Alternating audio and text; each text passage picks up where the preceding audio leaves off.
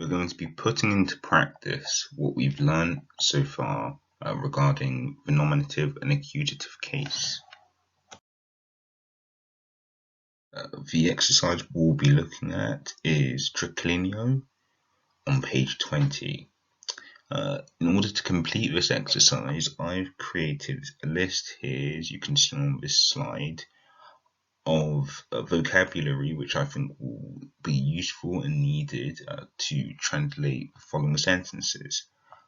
I would also at this point direct your attention to page 23 of your workbook with a list of various nouns and adjectives, some of which are seen in this exercise, and also to the following page 24, which has a useful exercise to continue your progression in terms of consolidating your understanding and knowledge of vocabulary as explored in one of our previous videos.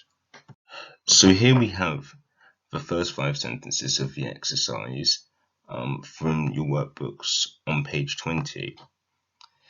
In order to translate the sentences, you have to, of course, first decide what is the subject, that is, what is doing the verb in the sentence, and you have to decide what is the object, that is, what the verb is being done to in the sentence.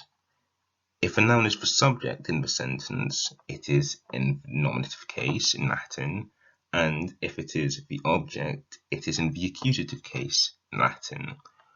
So based on the endings, we can work out what is the subject and what is the object, and then we can translate the sentence. So I would suggest highlighting or indicating in some way what is in the nominative case, that is the subject, and what is in the accusative case, the object, as well as the verb. That way you can work out what role, what function every word in the sentence holds, so that you can translate accurately from Latin to English. So it will look something like this. The words underlined in red are in the nominative case, they are the subjects of the sentence.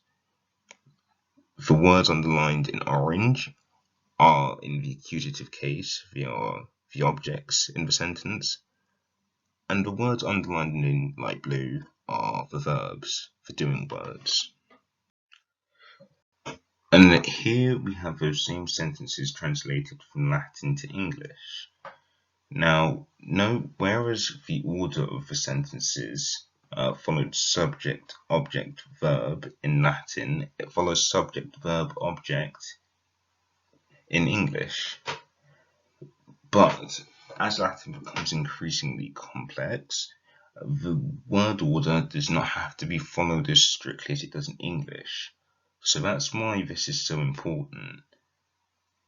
Recognizing the nominative and accusative case by way of endings and understanding what these mean is crucial to being able to translate and access Latin and turn that into English. So once you've picked up the idea and consolidated your understanding, you can move on to the following sentences. Here are the answers for sentences 6 to 13. And here are the rest from sentences 14 to 20. Now please note that for translations such as mine, you may come up with your own which is slightly different and translate the verb, for example, slightly differently. Hopefully mine are at least correct.